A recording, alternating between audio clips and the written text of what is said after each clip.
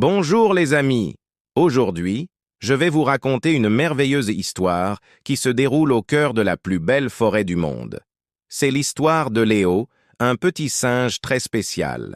Dans cette forêt luxuriante vivaient de nombreux animaux, des perroquets aux plumes colorées, des girafes au long cou, des éléphants majestueux, et bien sûr, une grande famille de singes. Parmi eux, Léo se distinguait des autres. Ce n'était pas parce qu'il était le plus fort ou le plus rapide, mais parce qu'il avait quelque chose de très précieux, une curiosité sans limite et un esprit vif. Chaque matin, alors que ses amis singes jouaient à se balancer de liane en liane, Léo observait attentivement son environnement. Il remarquait comment les fourmis construisaient leur chemin, comment les oiseaux tissaient leurs nids et comment les fleurs s'ouvraient au soleil. Il posait toujours 1000 questions à ses parents. Pourquoi la pluie tombe-t-elle? Comment les arbres grandissent-ils? Où va le soleil la nuit? Un jour, la forêt fut confrontée à un grand défi. La saison sèche durait plus longtemps que d'habitude, et l'eau commençait à manquer. Les animaux étaient inquiets, car leur point d'eau habituel s'était asséché. Les plus grands animaux suggéraient de partir à la recherche d'un nouveau point d'eau, mais cela signifiait abandonner leur maison. Léo, qui avait passé tant de temps à observer et à réfléchir, se souvint avoir remarqué que certaines feuilles recueillaient la rosée du matin. Il avait aussi noté que des lianes particulières contenaient de l'eau. Plus important encore, il se rappelait avoir vu des traces d'humidité près d'un groupe de rochers qu'il explorait souvent. Il rassembla tous les animaux et leur expliqua son plan. « Si nous travaillons ensemble, dit-il, nous pouvons créer notre propre source d'eau. » Il montra aux oiseaux comment rassembler les grandes feuilles qui collectaient la rosée. Il apprit aux éléphants à creuser près des rochers humides et aux singes à tresser les lianes pour faire des canaux. Jour après jour, tous les animaux suivirent les conseils de Léo.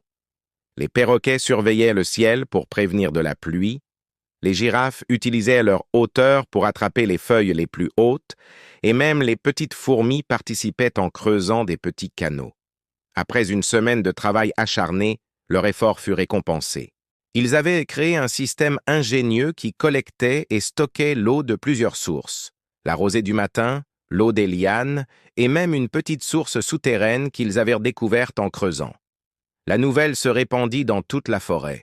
Le petit singe Léo avait trouvé une solution pour sauver leur maison.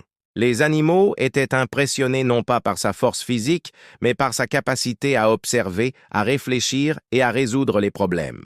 Le vieux sage de la forêt, un hibou centenaire, déclara « L'intelligence n'est pas seulement dans ce que l'on sait, mais dans la façon dont on utilise ce que l'on observe. » Léo nous a montré que la vraie force réside dans notre capacité à réfléchir et à travailler ensemble. À partir de ce jour, les autres petits singes commencèrent à suivre l'exemple de Léo. Au lieu de simplement jouer, ils prenèrent le temps d'observer le monde qui les entourait. Ils apprirent que chaque détail pouvait être important et que la curiosité était un don précieux. Cette histoire nous enseigne que l'intelligence ne se mesure pas à la taille ou à la force, mais à notre capacité à observer, à apprendre et à utiliser nos connaissances pour aider les autres.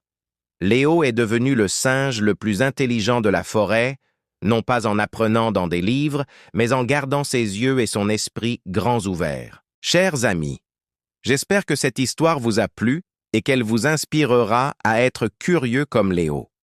N'oubliez jamais que chacun d'entre vous a des talents uniques qui peuvent faire une différence dans le monde. Si vous avez aimé cette histoire, n'hésitez pas à vous abonner à notre chaîne pour ne manquer aucune de nos prochaines aventures. Laissez un petit pouce bleu et partagez vos pensées dans les commentaires. À très bientôt pour de nouvelles histoires merveilleuses.